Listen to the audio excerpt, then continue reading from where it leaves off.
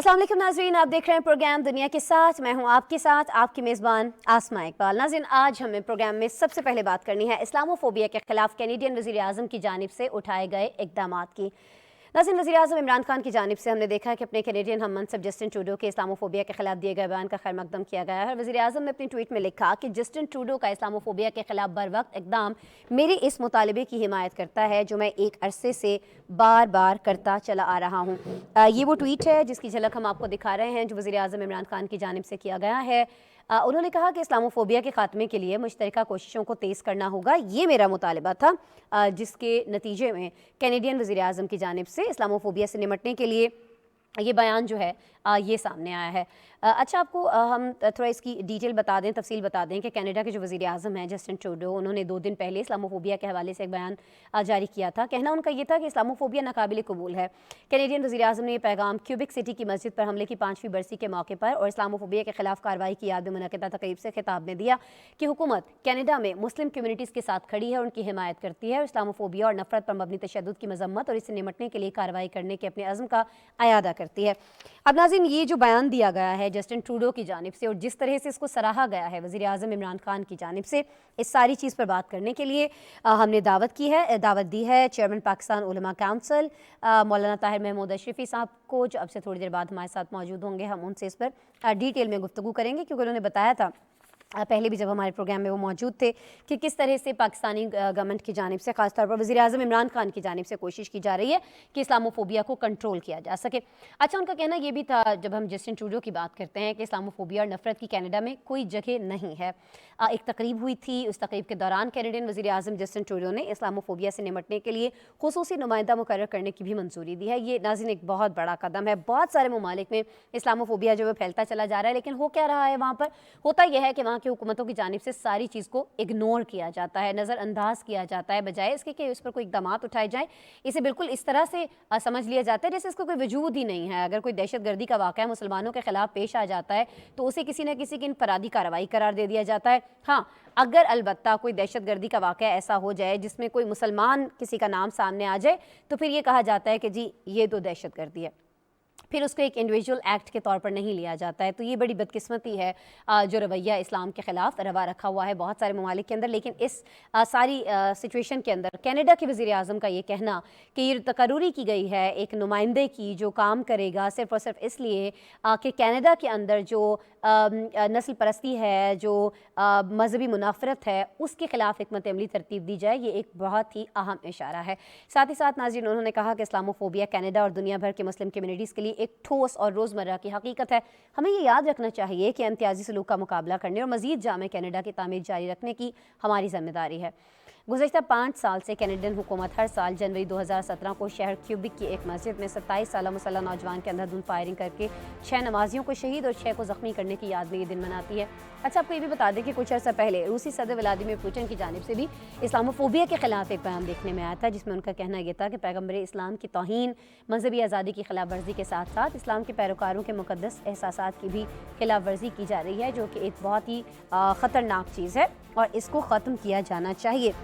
हम बात कर रहे हैं रशियन प्रेसिडेंट की, हम बात कर रहे हैं कैनेडियन प्राइम मिनिस्टर की, तो हमें बात यहाँ पर लाजमन करनी है जी पाकिस्तान के वज़ीर आज़म इमरान खान की। बात क्यों करनी है?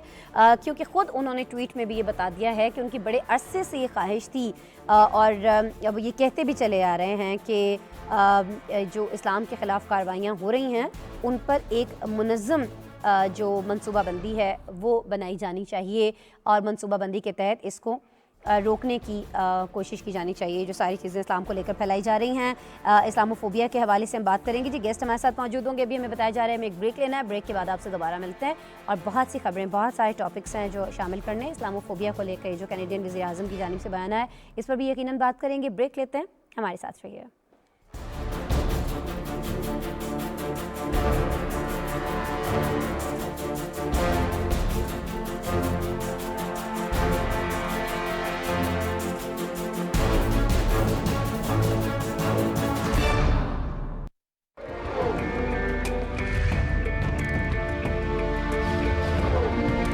आज़ादी का मतलब बेलगाम हो जाना नहीं है। आज़ादी का मफहूम ये नहीं है कि दूसरे लोगों और ममलकत के मफादात को नजरअंदाज करके आप जो चाहें कर गुजरें। आप पर बहुत बड़ी जिम्मेदारी आयद होती है और पहले से कहीं ज्यादा अब ये जरूरी है कि आप एक मुनज़्ज़म और मुस्बत कौम की तरह काम करें। इस वक्त हम सबको चाहिए कि तामीरी जज्बा पैदा करें।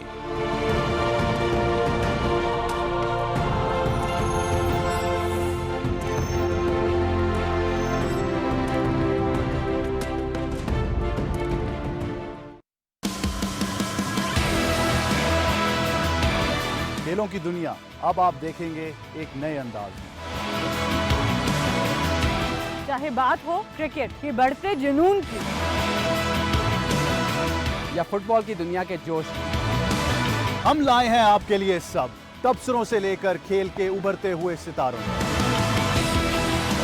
खेलों में खवातीन के जमते हुए कदम, NBA, मोटर स्पोर्ट्स और दीगर खेलों पर गुफ्तगू, हार और जीत का हर जाविया। हम लेके आए हैं आपके लिए। देखते रहिए स्पोर्ट्स 360 सिर्फ PTV न्यूज पर।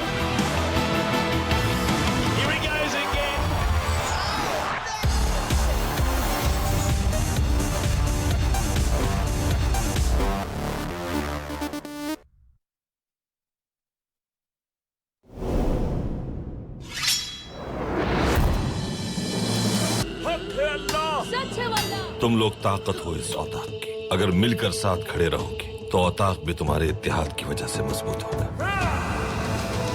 हमें बताने के लिए आपके पास ऐसी क्या खुफिया मालूमात है? बंदरगाह पर जाल बिछाऊंगा उसके लिए मैं।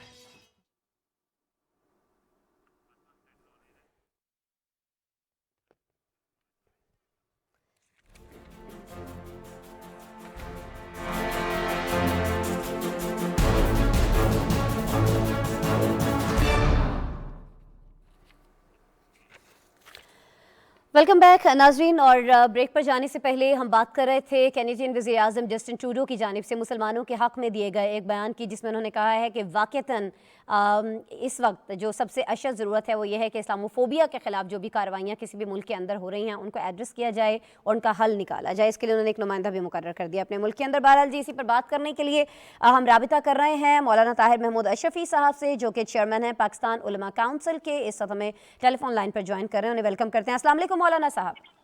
वालेकुम अस्सलाम रहमतुल्लाह। मौलाना साहब बहुत शुक्रिया। हमें मालूम हुआ है अपने प्रोड्यूसर के ज़रिए आप खासे बिजी थे, लेकिन फिर भी आपने वक्त निकाला मेरे शो के लिए। Thank you so much for that.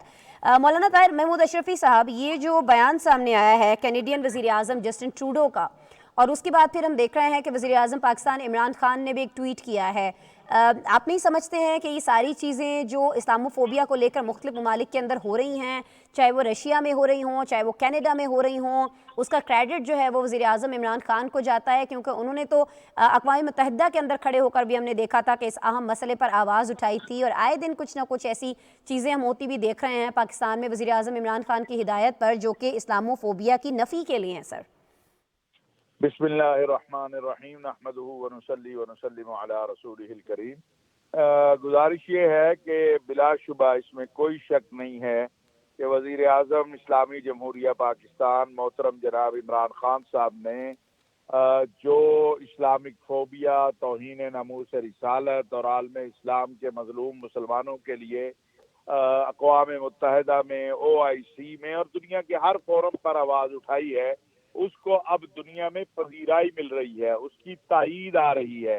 जैसा कि आपके सामने है, रूसी सदर व्लादिमीर पुतिन ने जो कुछ कहा, उसके बाद आज सिर्फ ये नहीं कि तायीद की है इस्लामिक फोबिया पर, बल्कि कनाडा के प्राइम मिनिस्टर ने उस पर अपना एक नुमाइंदा भी मुकर्रर कर दिया है खसूसी, जो इस चीज़ को देखेगा। तो ये अल्हम्दुलिल्लाह मैं हमेशा कहा करता हूँ और आज फिर कहना चाहता हूँ कि पाकिस्तान को अल्लाह तबारक व तआला ने बड़ी क़ुव्वत और ताकत दी है। पाकिस्तान जब बोलता है तो फिर सारी दुनिया हमारी तईद और हिमायत में हमारे साथ खड़ी होती है।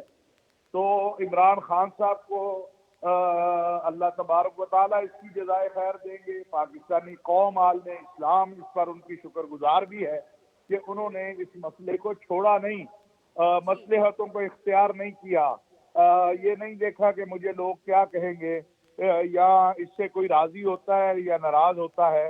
انہوں نے اللہ کی رضا کے لیے محمد الرسول اللہ صلی اللہ علیہ وسلم سے اپنی محبت کا اظہار کرتے ہوئے اور عالم اسلام کے مسلمانوں کی ترجمانی کرتے ہوئے عالمی امن کو اپنے سامنے مد نظر رکھتے ہوئے جو گفتگو، جو بات چیت اقوام متحدہ میں کی، جو OIC میں کی، جو ابھی OIC کے وزرائے خارجہ کے اجلاس میں کی، اس کے اثرات جو ہیں اور نتائج ہمارے سامنے آ رہے ہیں. صحیح.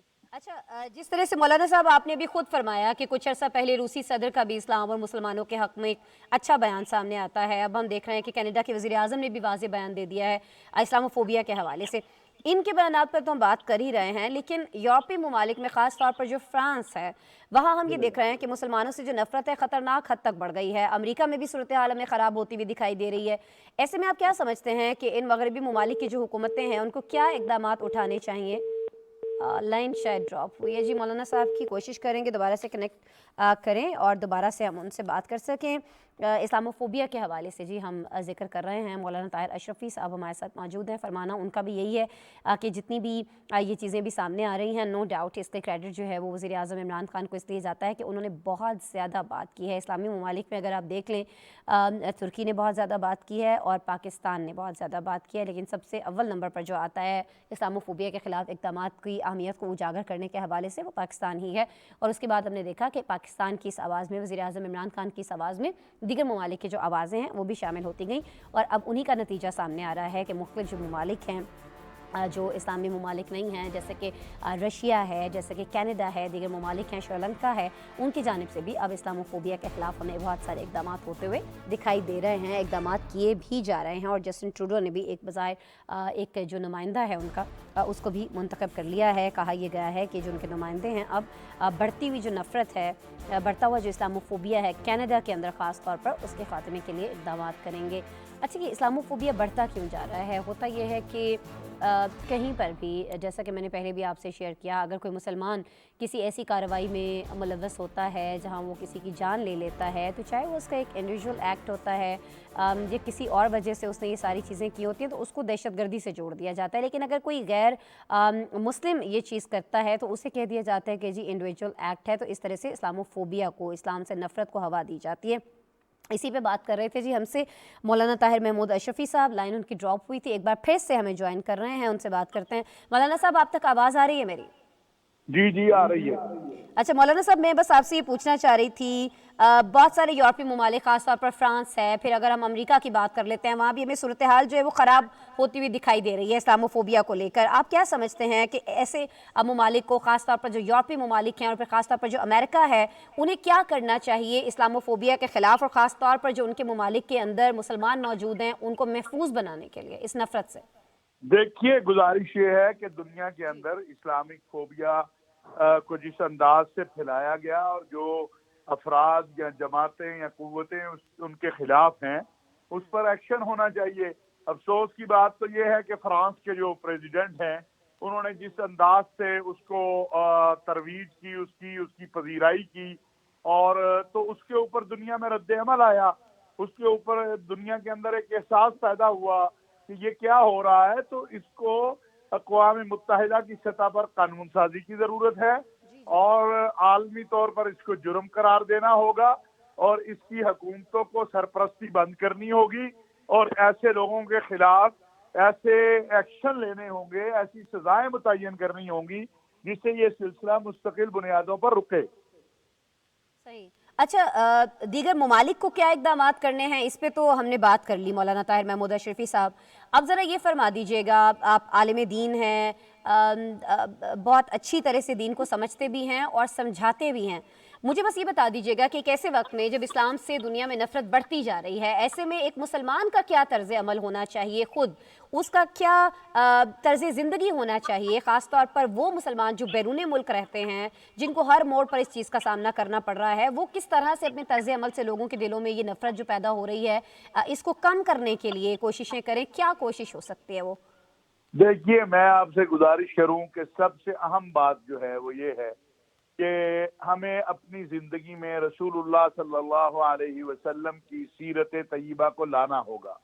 ہمیں اگر ہم چاہتے ہیں کہ اسلام پر اور مسلمانوں پر کوئی انگلی نہ اٹھائے تو ہمیں رسول اللہ صلی اللہ علیہ وسلم کی سیرت طیبہ پر چلنا ہوگا، ہمیں سچ بولنا ہوگا، ہمیں جھوٹ سے دور ہونا ہوگا، ہمیں ملاوٹ سے دور ہونا ہوگا، ہمیں انتہا پسندی سے دور ہونا ہوگا، ہمیں جو رویے ہیں انتہا پسندانہ ان سے اپنے آپ کو دور کرنا ہوگا کہ ایک شخص دور سے کہے کہ یہ واقعی یہ وہ شخص ہے جو محمد عربی صلی اللہ علیہ وسلم کا ماننے والا ہے، تو ہمارا کردار اور ہمارا اخلاق اتنا اعلیٰ ہونا چاہیے کہ دور سے دیکھنے والا ہمیں وہ کہے کہ نہیں ان کا کوئی تعلق نہیں ہے انتہا پسندی سے، دہشت گردی سے، یہ اس دین کے ماننے والے ہیں جس دین نے آگے مظلوموں کو قوت دی ہے، جو عورتوں کے حقوق کا محافظ ہے، جو بچیوں کی تعلیم کا محافظ ہے، جو انسانوں کے، جانوروں کے، حتیٰ کہ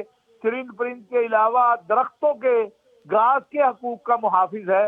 تو دین اسلام کی جو اصل برکات ہے اور جیسا کہ ابھی خان صاحب نے رحمت للعالمین اتھارٹی قائم کی ہے، اور اس کا بھی بنیادی مقصد یہی ہے رحمت للعالمین اتھارٹی قائم کرنے کا کہ دنیا کو بتایا جائے کہ سیرت مصطفیٰ صلی اللہ علیہ وسلم کیا ہے، اسلام کی حقیقی تصویر کیا ہے۔ تو یہ سارا کچھ تو ہمیں کرنا ہوگا، تبھی کوئی کامیابی جو ہے ہمیں ہمارے اعمال کی وجہ سے مل سکتی ہے۔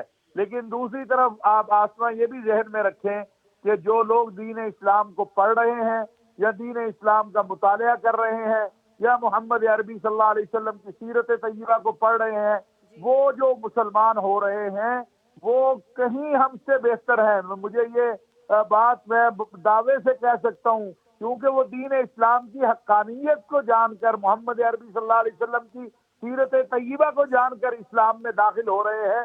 میرا باپ دادا مسلمان تھا، میں مسلمان ہوں، مجھے وہ قیمت ادا نہیں کرنی پڑی اسلام کے لیے جو قیمت دنیا کے اندر کئی جگہ پہ ادا کرنی پڑی ہے۔ لہٰذا اسلام کی جو تعلیمات ہیں ان سے آگاہی، یہ قرآن و سنت جو ہے، قرآن و حدیث خالی کو مولوی صاحب یا پیر صاحب یا مفکر یا دانشور کا نہیں ہے، یہ عام مسلمان اور عام انسان کے لیے بھی ہے۔ آپ کے لیے بھی یہ اتنا ہی ہے قیمتی جتنا میرے لیے قیمتی ہے، آپ پر بھی اس کی اتنی ہی ذمہ داری ہے جتنی میرے اوپر ذمہ داری ہے۔ اور قرآن کریم میں اللہ تبارک و تعالیٰ نے فرمایا ہے کنتم خیر امہ، ہم بہترین امت کیوں ہیں؟ اس کی دو وجہ ہے۔ ایک وجہ یہ ہے کہ ہم محمد الرسول اللہ صلی اللہ علیہ وسلم کے امتی ہیں، لیکن اس کے ساتھ جو عملی کام ہے وہ ہمارا کیا ہے کہ ہم اچھائی کو پھیلائیں اور برائی کو روکیں، ہم اچھائی کا حکم دیں، امر بالمعروف اور نہی عن المنکر۔ لیکن اگر ہم جس طرح کے اب رویے بنتے چلے جا رہے ہیں انہی رویوں پہ قائم رہیں گے تو دیکھیے اللہ رب العالمین ہے اور رسول اللہ صلی اللہ علیہ وسلم رحمت للعالمین ہے، جو سچ بولے گا، جو ملاوٹ نہیں کرے گا، جو لوگوں کو حق دے گا وہ پھر کامیاب بھی ہوگا۔ آپ آج دیکھ لیجیے یورپ میں یا اسکینڈینیوین کنٹریز میں آپ دیکھیں وہاں گریٹ عمر لا ہے، وہاں جو ہے وہ قوانین جو سیدنا عمر بن خطاب رضی اللہ تعالیٰ عنہ نے قائم کیے ان پہ عمل ہو رہا ہے۔ اسلامی دنیا میں کہیں یہ نہیں ہے، معاشرہ سعودی عرب میں چند حدود اللہ ہے، باقی کہیں بھی نہیں ہے۔ نہیں تو پھر مولانا صاحب آپ جیسے جو علماء کرام ہیں، آپ جیسی جو معتبر مذہبی شخصیات ہیں جنہیں ٹاسک بھی سونپا گیا ہے وزیر اعظم عمران خان کی جانب سے، آپ ہمارے دیکھنے والوں کی رہنمائی کیجئے۔ ایک تو یہ کہ ہماری جو نسل ہے آئندہ آنے والی، ہمارے جو بچے ہیں انہیں تو ہم نے سب کے سب کو گیجٹس پہ لگایا ہوا ہے، وہ پب جی کھیل رہے ہیں، وہ دیگر اور گیمز کھیل رہے ہیں، آن لائن ہمیں مصروف دکھائی دیتے ہیں۔ اچھا اچھی ایک چیز یہ بھی ہوئی ہے موجودہ حکومت کی جانب سے کہ سلیبس ایک کر دیا گیا ہے جس میں اب ہمارے سارے بچے جو ہیں وہ اسلامیات بہت اچھے طریقے سے، خاص طور پر ناظرہ جو ہے وہ شروع کروا دیا گیا ہے اسکولوں کے اندر۔ لیکن ہم ماں باپ جو ہیں، ہم والدین جو ہیں، ان کا کیا کردار ہے؟ جیسے کہ ابھی آپ نے بالکل یہ درست بات فرمائی کیونکہ میرے باپ دادا جو ہیں وہ مسلمان تھے اس لیے میں مسلمان ہوں، لیکن بہتر لوگ وہ ہیں، یقینی طور پہ آپ نے وجہ کہا، کہ جنہوں نے سمجھ کے اسلام کو قبول کیا ہے۔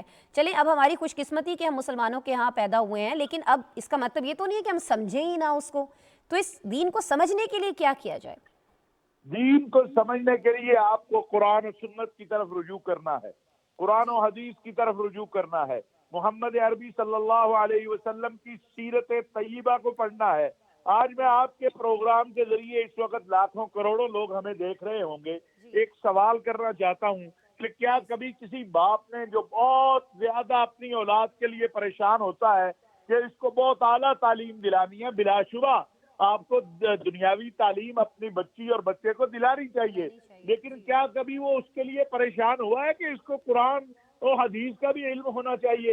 اور ایک سوال میں کرتا ہوں اور مجھے بڑی مایوسی ہوتی ہے کہ ذرا اپنے بچوں سے پوچھو جن کے لیے ہم اتنی محنت کرتے ہیں، سارا دن رات لگے رہتے ہیں، جائز ناجائز ان کے لیے مراعات حاصل کرتے ہیں، پیسہ کماتے ہیں ان کے لیے، کہ ان کو نماز جنازہ بھی آتی ہے؟ کل جب ماں اور باپ کا جنازہ پڑھا ہوگا ان کو پتا ہے کہ جنازہ کیسے پڑھنا ہے، اس کی دعا کیسے ہے؟ آج جو سننے والے ہیں میں ان سب سے کہوں گا، دیکھنے والوں سے، کہ ذرا اپنے بچوں سے پوچھ لیجئے، جب ہم نے اپنے بچوں کو محمد عربی صلی اللہ علیہ وسلم کی سیرت طیبہ سے آگاہی نہیں دی، آپ ان کا آئیڈیل دیکھیں، جب یہ ایک ٹی وی لے لیں، ایک موبائل لے لیں، ہم لیتے ہیں تو اس کے ساتھ ایک کتاب ملتی ہے، اگر آپ اس کے برخلاف اس کو استعمال کرتے ہیں تو وہ نہیں چلتا۔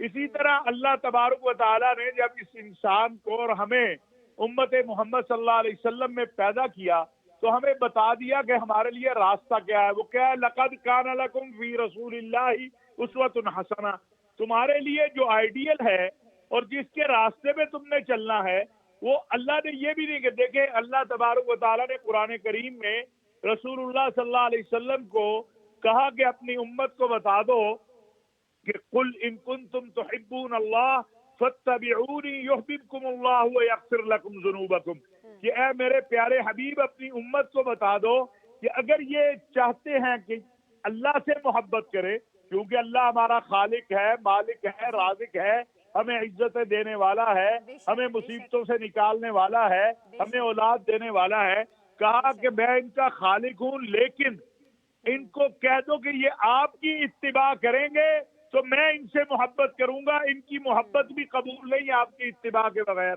اور ہمیں کہا گیا کہ تمہارے لیے رسول اللہ صلی اللہ علیہ وسلم بہترین نمونہ ہے، آپ اصحاب رسول و اہل بیت کو دیکھ لیجئے کہ ان کی عظمتوں اور عزتوں کی جو اللہ تبارک و تعالیٰ نے جن کے لیے کہا رضی اللہ عنہم ورضوا عنہ، اللہ بھی ان سے راضی اور وہ بھی اللہ سے راضی، کیا وجہ تھی؟ کہ انہوں نے رسول اللہ صلی اللہ علیہ وسلم کی اتباع کی، انہوں نے رسول اللہ صلی اللہ علیہ وسلم کی اتباع میں دنیا کو ایک طرف کر دیا، تجارت کی لیکن دین کے تابع رہ کے، تجارت میں جھوٹ نہیں بولا، ملاوٹ نہیں کی، دھوکہ نہیں دیا، لوگوں کے ساتھ جو ہے کذب بیانی نہیں کی، تو اللہ نے ان کو عزت عظمت تھوڑے سے وقت میں پوری دنیا پر غالب کر دیا۔ لیکن آج ہمارا حال دیکھ لیں نا، ہمارے اپنے پاکستان میں دیکھ لیں کہ ہم نے دکانوں کے اوپر ہمارے قرآن کی آیت لکھی ہوتی ہے، مقدس نام ہوتا ہے، اور نیچے آپ کے بلدیہ والے آ کے یا آپ کی جو ہے ڈی سی صاحب کا دفتر آگے بتاتا ہے یہاں سے مردہ گوشت بھی نکل رہا ہے، یہاں سے ملاوٹ والی چیزیں بھی نکل رہی ہیں۔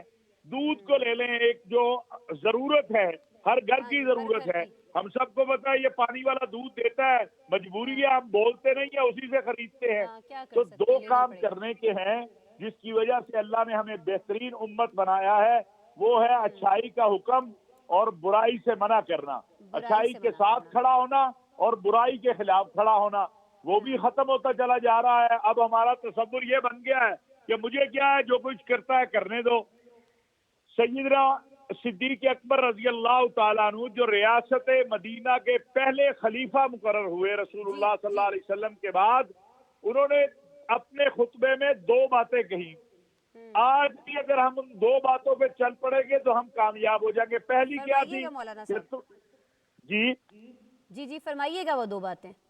ہاں، پہلا کہا کہ دیکھو اگر میں قرآن و سنت کے مطابق چلوں تو میری اطاعت کرنا، اور اگر میں قرآن و سنت کے خلاف ہو جاؤں تو میرا احتساب کرنا۔ اب مجھے آپ بتائیے، اپنا ملک لے لیجئے، آپ کے ہاں مقدمات، اللہ جزائے خیر دے، یہ جو کچھ خان صاحب کر رہے ہیں اور فروغ نسیم صاحب کے فوجداری مقدمات کا 9 ماہ میں فیصلہ ہوگا، اللہ کرے کہ یہ ہو جائے، لیکن کیا یہ سچ نہیں ہے کہ ہمارے ملک میں پچھلے 50 سالوں سے کیس درج ہے اور ان کے فیصلے نہیں ہوتے؟ ایک نظام، یہ کسی جج کا یا کسی ایک عدالت کا قصور نہیں ہے، آپ کا نظام عدل ایسا ہے، آپ کا نظام ہے۔ ابھی یہ جو اسلام آباد کے 2 کیس ہیں، نور مقدم کیس اور وہ دوسرا جو ہے، اس میں آپ دیکھ لیں کیا ہو رہا ہے. لوگ پوری دنیا نے دیکھا جو ظلم ہوا ہے، جو زیادتی ہوئی ہے، وہ عثمان مرزا کا کیس اور نور مقدم کا. اور آپ اب ان کا حال دیکھ لیں کہ مدعی کہہ رہے ہیں کہ نہیں جناب ہمیں تو مارا ہی انہوں نے نہیں ہے، ہم انہیں پہچانتے ہی نہیں ہیں. تو دین بس بات یہی ہے اسلام نا اور مولانا صاحب، جس جانب آپ اشارہ کر رہے ہیں کہ بہت ساری غلطیاں، بہت ساری خامیاں ہیں ہم میں خود، اور جب تک ہم ان خامیوں کو، ان غلطیوں کو، ان کوتاہیوں کو دور نہیں کر لیتے ہیں، تب تک ہم چاہے جتنی مرضی ایفرٹس کرتے رہیں اسلاموفوبیا کے خلاف، وہ اس طرح سے اثر انداز نہیں ہوں گی جس طرح سے ہونی چاہیے. اور آپ نے بالکل بجا فرمایا کہ ہمیں اپنی آنے والی نسل کو، ہمیں اپنے جو بچے ہیں ہمارے گھروں میں موجود، کم از کم ان کو اسلام کے بارے میں یہ ساری چیزیں، یہ ساری تعلیمات ان کو سکھانی چاہیے، بتانی چاہیے، تاکہ وہ ایک اچھے انسان بن سکیں، چاہے وہ پاکستان میں ہیں، چاہے وہ باہر ہیں، اور ملک کا جو نام ہے اور خاص طور پر اسلام جو ہے اس کا بول بالا کر سکیں. اس کے لیے کیا طریقہ کار ہو سکتا ہے وہ بھی آپ بتا رہے تھے. مولانا طاہر محمود اشرفی صاحب، بہت شکریہ سر آپ کے وقت کے لیے اور آپ کی اتنی بہترین گفتگو کے لیے. چیئرمین پاکستان علماء کونسل مولانا طاہر محمود اشرفی صاحب جی ہمارے ساتھ موجود تھے اور بڑے اچھے طریقے سے ساری صورتحال کو ڈسکرائب کر رہے تھے کہ ہے کیا، کیوں اسلاموفوبیا بڑھتا چلا جا رہا ہے، اور پھر انہوں نے اس کے تدارک کے لیے بھی اقدامات بتائے ہیں جو ہمیں آپ کو مل کر کرنے ہیں اپنے گھر کے اندر، اپنی شخصیت کے اندر. بہرحال جی پروگرام میں بڑھتے ہیں آگے اور بات کر لیتے ہیں روس اور یوکرین تنازع پر پیدا ہونے والے توانائی بحران کی. روس اور یوکرین کے درمیان بڑھتی ہوئی کشیدگی نے دنیا بھر میں توانائی کے ممکنہ بحران کی گھنٹی بجا دی ہے. عالمی مارکیٹ میں تیل کی قیمتیں آئے روز بڑھ رہی ہیں اور ماہرین نے اب یہ خدشہ ظاہر کر دیا ہے کہ موجودہ صورتحال میں یورپی ملکوں سمیت دنیا بھر میں توانائی بحران جنم لے سکتا ہے. توانائی بحران کے ممکنہ اثرات کیا ہو سکتے ہیں، اس کا حل کیا ہے، آج کے پروگرام میں ہم اس پر بات کریں گے. اچھا جی، پاکستان میں بھی ابھی تھوڑی دیر پہلے آپ ٹکرز دیکھ رہے ہوں گے، ہمارے ہی ادھر پاکستان ٹیلی ویژن کی اسکرین پر چل رہے تھے. وزیر اعظم عمران خان کو جو ایک سمری بھجوائی گئی تھی پیٹرولیم مصنوعات میں اضافے کی، جس کو لے کر بہت دنوں سے ہم دیکھ رہے تھے، میمز بھی بن رہے تھے سوشل میڈیا کے اوپر، اور بہت سارے لوگ بہت پریشان بھی تھے. اس سمری کو مسترد کر دیا گیا ہے وزیر اعظم عمران خان کی جانب سے. لیکن آپ کو یہ چیز ہم بتا دیں کہ پوری دنیا میں اس وقت پیٹرول پرائسز جو ہیں، پیٹرولیم پروڈکٹس کی، پیٹرولیم مصنوعات کی جو قیمتیں ہیں وہ بڑھتی چلی جا رہی ہیں. تو حکومت کے لیے یہ چیز مجبوری بن جاتی ہے. ظاہر ہے جب آپ کو ایک چیز باہر سے مہنگی مل رہی ہے تو آپ وہ سستی کیسے دے سکتے ہیں اپنے ملک کے اندر نا. آپ کو تو آبویسلی اس کی قیمت بڑھانی پڑتی ہے، جتنے میں وہ آپ کو مل رہی ہوتی ہے اسی حساب سے آپ کو اس کو آگے بھی لوگوں تک پہنچانا ہے. تو یہ صرف کوئی پاکستان کے اندر نہیں ہو رہا ہے کہ یہاں پر جی پیٹرولیم مصنوعات کی قیمتیں جو بڑھ رہی ہوں گی یا بڑھ سکتی ہیں، یہ پوری دنیا کے اندر ہو رہا ہے. اور اس کا سب سے بڑی جو وجہ ہے وہ یہی ہے کہ یوکرین کو لے کر اس وقت ہم دیکھ رہے ہیں کہ بہت سارا معاملہ جو ہے امریکہ اور رشیا کے درمیان بہت سارا خراب چل رہا ہے. اب یہ معاملہ جو ہے کسی طور ہمیں صحیح ہوتا دکھائی بھی نہیں دے رہا ہے. تو یہ صحیح ہوگا نہیں ہوگا، کیا اس کی اثرات آ سکتے ہیں. جی انرجی ایکسپرٹ ہمیں جوائن کر رہے ہیں ارشد ایچ عباسی صاحب، انہیں ویلکم کرتے ہیں، ان سے بات کرتے ہیں. السلام علیکم ارشد صاحب. جی وعلیکم السلام. اچھا ارشد صاحب، پہلے تو ذرا یہ سمجھا دیجیے گا، یہ تنازع تو وہاں ہے، یوکرین کا ہے، رشیا کا ہے، امریکہ کو جو بھی پرابلمز ہیں رشیا سے، رشیا کے جو بھی مطالبات نہیں مانے جا رہے ہیں، یہ پاکستان میں اس کا کیوں اثر آئے گا؟ یہ ایک بڑا سوال بنتا ہے نا. ہمیں تو بھائی پیٹرول اسی قیمت پہ چاہیے جس پہ ہم خرید رہے ہیں، یہ ہمارے لوگوں کا مطالبہ ہوتا ہے، کیوں نہیں مل سکتا ہمیں اس قیمت پہ؟ دیکھیے بات یہ کہ پاکستان کی جو اتنی امپورٹ ہے وہ خالی 15% LNG کی امپورٹ ہے. نمبر 1. نمبر 2، پریشان ہونا چاہیے جاپان کو، چائنا کو اور انڈیا کو، جن کی LNG کی امپورٹ دیکھیں کتنی multi billion CF per day ہے. ان اکانومیز کا کیا ہوگا؟ اور دیکھیں جس دن یہ والا کھیل شروع ہو گیا، جس طرح وہ 1973 کا وہ آئل امبارگو تھا، یہ جب شروع ہو جائے گا تو پھر میرے خیال میں یہ ایک ان اینڈنگ وار ہوگی جو اکانومی کے ایریے میں لڑ جائے گی. لیکن بات یہاں تک ایسی جائے گی نہیں. یہ اتنا سینسٹائز جو میڈیا نے پہلے کیا، جو ویسٹرن میڈیا نے کیا، وہ اب ground realities real very different. وہ ان کے کچھ ایشوز ہیں جو میرے خیال میں سالو ہونے جا رہے ہیں. اور ایک بات تو بڑی کلیئر ہے کہ دیکھیں ایشیا گیس سپلائی کرتا ہے پورے یورپ کو. ایون اس کی جو گیس ہے وہ ایک ٹارگیٹ روٹ ہے یہاں سے یوکرین سے، اور پھر یہ کہ پورے یورپ کو جا رہی. اس کی بھی اکانومی کو رشیا کی اتنی اچھی نہیں ہے. انہیں بھی پتا ہے کہ ہم نے اگر یہ کام شروع کیا تو ان کی جو میجر ایکسپورٹ ہے اس ایکسپورٹ کا کیا بنے گا. لیکن یہاں پہ میں ایک بات کہوں گا، یہ اس طرح کی باتیں آپ نے بالکل ٹھیک کی ہیں کہ پاکستان کا کیا بنے گا. اس لیے آج سے 3.5 سال پہلے جب عمران خان صاحب آئے تھے تو پاکستان کے ٹاپ 10 ایکسپرٹس نے کہا تھا کہ دیکھیے یہ اسے کہتے ہیں انرجی سیکورٹی، کہ آپ کی اپنی گیس گھر میں ہونی چاہیے، آپ کی اس انرجی کا ہر بندوبست اپنے گھر میں ہونا چاہیے.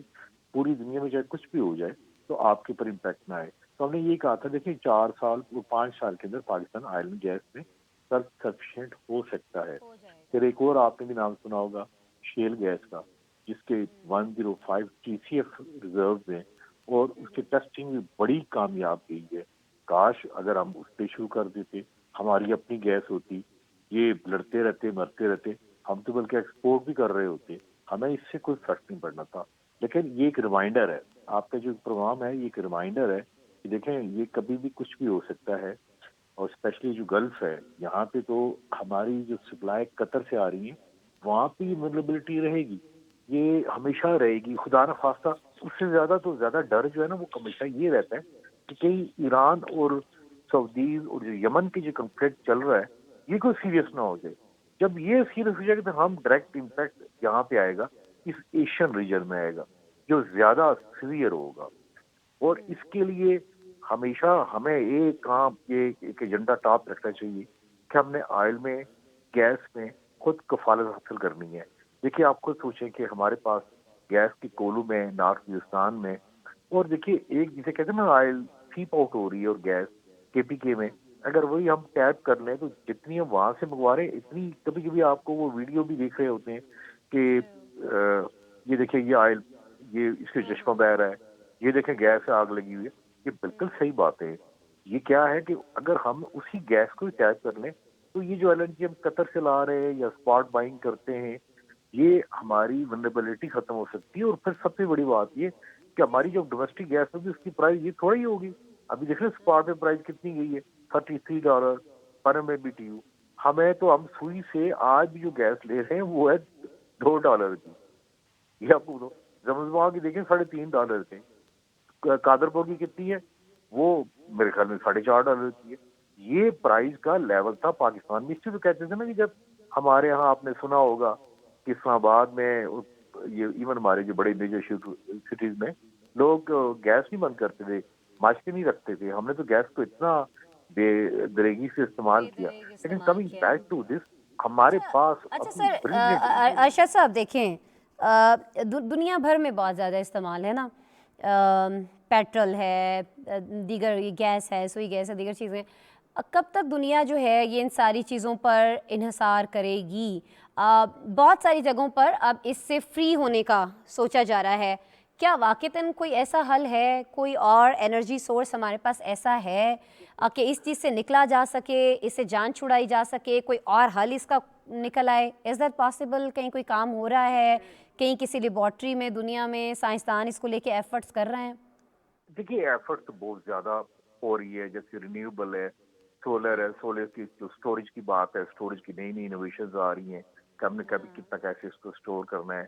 ونڈ ہے, یہ ایک نئے ان کے ٹیرف انٹرنیشنل اتنے لو ہو گئے. ایون پاکستان میں $4 اس کا آ گیا ہے, پر یونٹ آ گیا ہے. لیکن ایک بات ہے, ابھی دنیا میں یہ 20 سے 30 سال سے کوشش کر رہے ہیں کہ جس کول کی پروڈکشن کو کم کیا جائے. لیکن ریئلٹی میں کیا ہے کہ ریئلٹی میں ہر سال اس کی کنزمپشن میں 5% اضافہ ہوتا جا رہا ہے. اس کی وجہ کیا ہے؟ اس کی وجہ کہ دیکھیں نا, جسے کہتے ہیں پلگ اینڈ پلے. آپ نے ہیٹر لگایا, آپ نے کچن میں اوون آن کیا ایک لائٹر سے. وہ جو بات ہے یہ بجلی کی ریلائبلٹی کی, وہ بھی ویدر پر وہ ڈیپینڈنٹ ہے, ونڈ کی اسپیڈ ڈیپینڈنٹ ہے. میں آپ کو ایک ایگزامپل دیتا ہوں. گجرات میں ونڈ کے متعلق بہت شوق تھا مودی کو, تو انہوں نے 6000 میگا واٹ لگا لی. لیکن ایک دن ایسا آیا جو کہ مارچ 2014, ان 2-3 دن میں بالکل ہوا بند ہو گئی ساری. آپ کی ٹربائن جو ہے نا وہ ساری بند ہو گئی. آپ کے یہاں پہ کلاؤڈز آ گئے, آپ کے یہاں پہ رین فال آ گیا, یہ آ گیا. اس کی پریڈکشن یہ اتنی کوئی ایکوریٹ نہیں ہو سکتی. ان دنوں میں کیا ہے, آپ کی سولر بھی نہیں ہے. ان دنوں میں کیا ہوگا, آپ کی اگر ونڈ کی اسپیڈ ہے وہ بھی کم ہوگی. یہ جو پریڈکشن ہے نا ابھی 2050 تک گیس سے, آئل سے اور کول سے, ان سے پوری دنیا کی نجات نہیں مل سکتی. اور ایک اور آپ کو میں ایک اور بات بتاؤں جو کہ آپ کا پریمبل تھا. دیکھیے اگر خدا نہ خواستہ یہ یوکرین اور رشیا کا مسئلہ سیدھا ہو گیا, یہ تو پوری یورپ کی اکانومی تباہ ہو جائیں گی. یہ تو UK تک ان کی گیس جا رہی ہے. ٹھیک ہے جی, بہت شکریہ ارشد H عباسی صاحب. انرجی پہ آپ ہم سے بات کر رہے تھے, انرجی ایکسپرٹ ہیں. بہت شکریہ. سر آپ کے وقت کے لیے ہمیں آگے بڑھنا ہے اور بہت ساری جگہوں پر جی اس انرجی کا پازیٹیو استعمال ہو رہا ہے اور کہیں پر نیگیٹو بھی ہو رہا ہے. شمالی کوریا کا ہمیں رخ کرنا ہے جس کی پے در پے میزائل تجربات نے امریکہ کو بھی گھٹنے ٹیکنے پر مجبور کر دیا ہے. جو بائیڈن انتظامیہ نے شمالی کوریا کو براہ راست مذاکرات کی دعوت دے ڈالی ہے. شمالی کوریا نے اس کی تصدیق کی ہے کہ اس نے اتوار کے دن جس بیلسٹک میزائل کا کامیاب تجربہ کیا ہے وہ بحر الکاہل میں امریکی جزیرے گوام کو بھی نشانہ بنا سکتا ہے. شمالی کوریا نے رواں سال کتنے تجربے کیے, امریکہ دوبارہ مذاکرات کی کیوں دعوت دے رہا ہے اور اب آگے کیا ہو سکتا ہے, یہ ساری چیزیں پہلے ایک پیکیج میں جانتے ہیں, ایک رپورٹ آپ کو دکھاتے ہیں, پھر اس پہ ہمارے ساتھ گیسٹ موجود ہیں, ان سے بھی بات کریں گے.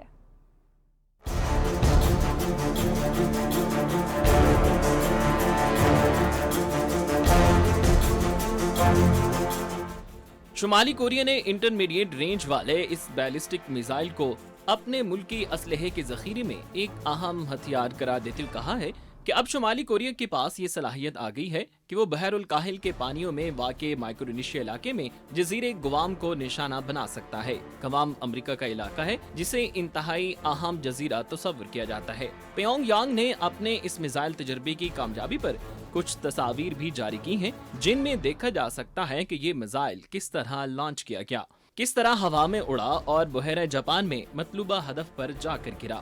رپورٹس کے مطابق اس میزائل نے تقریباً 30 منٹ تک پرواز کرتے ہوئے 800 کلومیٹر طویل فاصلہ طے کیا. یہ میزائل 4000 کلومیٹر طویل فاصلہ طے کرنے کی صلاحیت بھی رکھتا ہے. امریکہ, جاپان اور جنوبی کوریا نے اس نئے راکٹ تجربے کو شدید تنقید کا نشانہ بنایا ہے. شمالی کوریا نے اس میزائل کو کئی سالوں کی محنت کا ثمر قرار دیتے ہوئے اسے انتہائی کارآمد ہتھیار قرار دیا ہے. ہواسونگ نامی اس میزائل کو جوہری ہتھیاروں سے بھی لیس کیا جا سکتا ہے. آخری مرتبہ اس مشرقی ایشیائی ریاست نے اس طرح کے میزائل کا تجربہ سن 2007 میں کیا تھا. کمیونسٹ ملک کے رہنما کیم جونگ ان اپنے عسکری عزائم کو دفاعی نوعیت کا قرار دیتے ہیں. تاہم عالمی طاقتوں کا کہنا ہے کہ شمالی کوریا کا جوہری اور میزائل پروگرام عالمی امن کے لیے خطرہ ہے. رپورٹس کے مطابق شمالی کوریا نے پہلی مرتبہ 30 روز کے عرصے میں میزائلوں کے ریکارڈ 7 تجربات کیے ہیں. شمالی کوریا کے میزائل تجربات نے امریکہ کو گھٹنے ٹیکنے پر مجبور کر دیا ہے.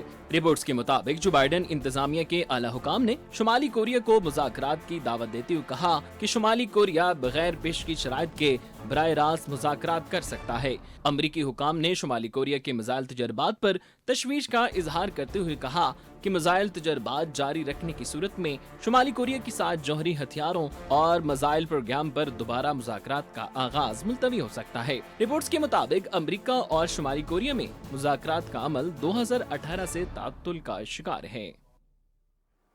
بالکل جی, جو بات چیت 2018 سے نہیں ہو پائی ہے, اب امریکہ کیوں مجبور ہو گیا ہے؟ کیا یہ جو پچھلے دنوں ایک میزائل کا تجربہ کیا گیا ہے اس وجہ سے, اور پھر اب آگے کیا سچویشن ہو سکتی ہے, یہ ساری چیزیں ہم جانیں گے. جی بریگیڈیئر ریٹائرڈ شاہد جاگیر صاحب ہمیں جوائن کر رہے ہیں, سینئر دفاعی تجزیہ کار ہیں, ان سے بات کر لیتے ہیں. السلام علیکم شاہد جاگیر صاحب. جی وعلیکم السلام. شاہد جاگیر صاحب, کیا ہم یہ سمجھ لیں کہ شمالی کوریا نے یہ جو رواں سال کے 30 دنوں میں 7 میزائل تجربات کیے ہیں, انہوں نے واقعتاً امریکہ کو گھٹنے ٹیکنے پر مجبور کر دیا ہے؟ وہ چیز جو امریکہ سالوں سے نہیں چاہ رہا تھا, اب وہ چیز ہم ہوتی ہوئی دیکھیں گے کہ وہ چیز ہو رہی ہے. یہ سمجھ لیں کہ یہ ایک طرح سے فتح ہے شمالی کوریا کی امریکہ کے خلاف؟ جی تھینک یو ویری مچ. دیکھیں اس چیز کو آپ پریزنٹ جو انوائرمنٹ, انٹرنیشنل انوائرمنٹ ہے, اس کو سامنے رکھتے ہوئے اگر دیکھیں تو شمالی کوریا نے امریکہ US کے لیے ایک اور مشکل کھڑی کر دی. جب کہ رشیا میں وہ نیٹو ایکسپینشن چاہتا ہے, US نیٹو ایکسپینشن چاہتا ہے, چائنا کے ساتھ ٹریڈ وار اور ساؤتھ چائنا سی میں ان کے جو ہے ڈسپیوٹ اور فصل چل رہی ہے between US and China.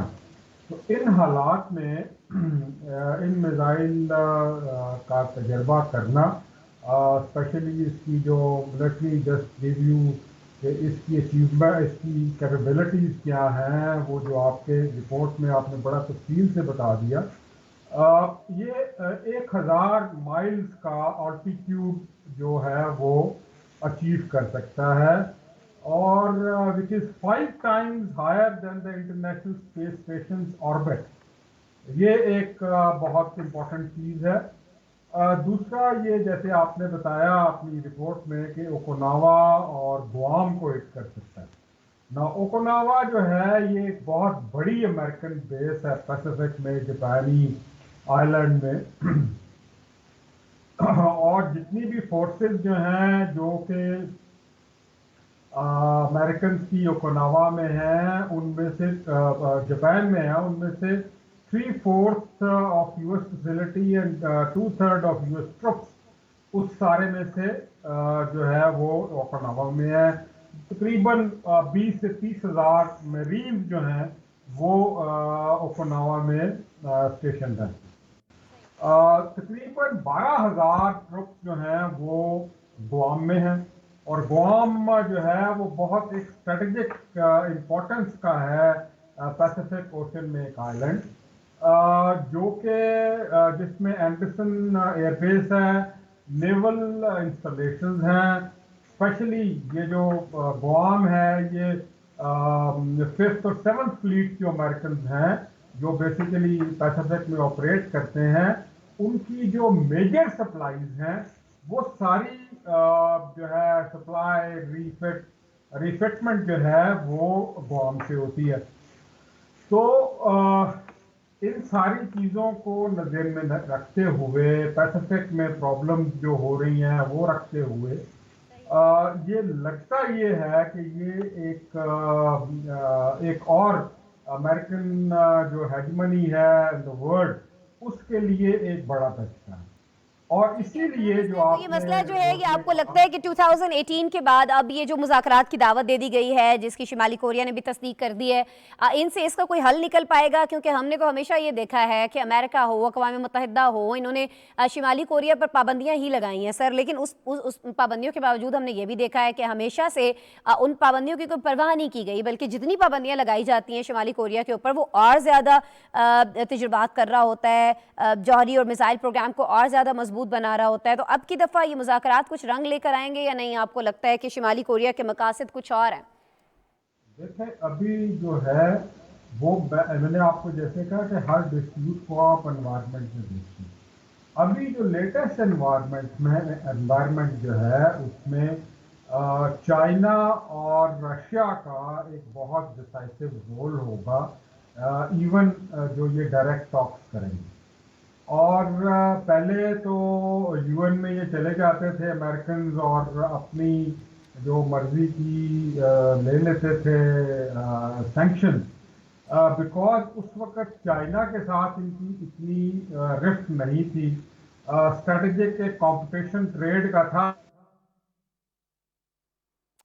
Brigadier retire شاہد جہانگیر صاحب, بڑی خواہش تھی آپ سے ہم اور بھی بات کرتے. ایک تو آپ کی آواز جو ہے وہ بریک ہو رہی ہے, دوسرا یہ ہے کہ آپ کی آواز بہت گونج رہی ہے اس کمرے کے اندر, ہم آپ کو کلیئرلی سن نہیں پائے ہیں. لیکن بہرحال آپ نے وقت نکالا ہمارے شو کے لیے, بہت شکریہ سر آپ کے وقت کے لیے, آپ کے تجزیے کے لیے. جی, امریکہ اور شمالی کوریا براہ راست مذاکرات کرنے جا رہے ہیں, جو بھی اس کا نتیجہ نکلے گا یقیناً آپ کو آگاہ کریں گے. دنیا بھر کی خبروں سے تو ہم آپ کو آگاہ کرتے ہی ہیں. کل دوبارہ آپ سے ملاقات ہو رہی ہوگی, تب تک اپنا بہت سا خیال رکھیے گا.